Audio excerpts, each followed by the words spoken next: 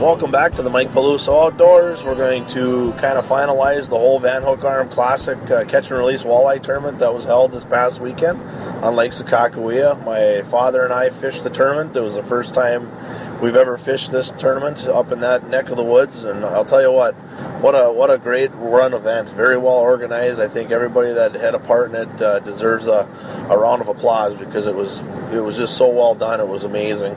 Kind of recapping what took place, and I've got my partner sitting next to me right now. We're going to talk a little bit about the final day, how it went, the weigh-in, and where we ended up. And Dad, what was your thoughts on the final day of fishing on the Van Hook Arm Classic?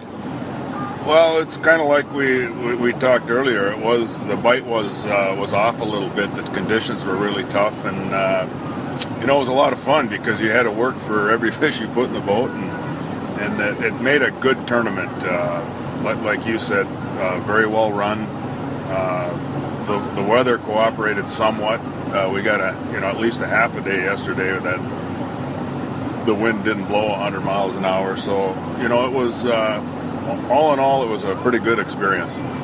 It really was. We look back at the final day when we got down to our first spot, the water temperature dropped about 10 degrees. And, when you're paying attention to that, that's a huge player in what's going to happen with those fish's moods. And I'll tell you what, we were still marking our fish that we caught there on the first day.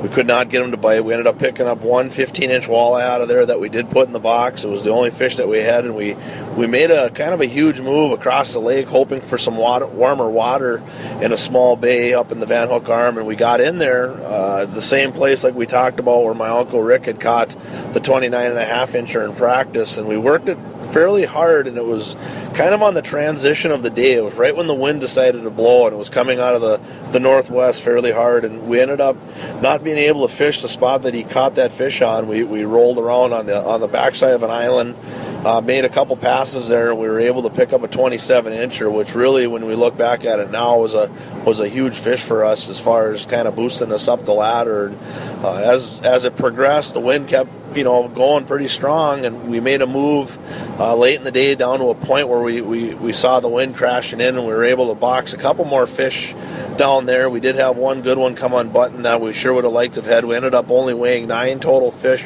so we were one short for the tournament. Ended the tournament in 14th place out of 135 teams.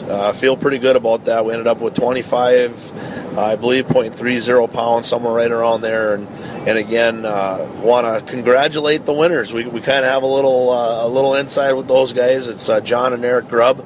Both are hockey guys from Minot, which if anybody follows the Bismarck Minot history, that's always been interesting. But Johnny and I get along extremely well. We're competitive coaches against each other, but all in all, we're both kind of in that game for the same reason. That's to help the kids. But so happy to see those guys win it, and they did kind of help us along here this week. They gave us some nudges from time to time on things to check out and places to go look at, and I always appreciate that. So it's pretty cool stuff. Anything you want to say about that, Dan? No, like I said, two more deserving guys, couldn't have won that tournament.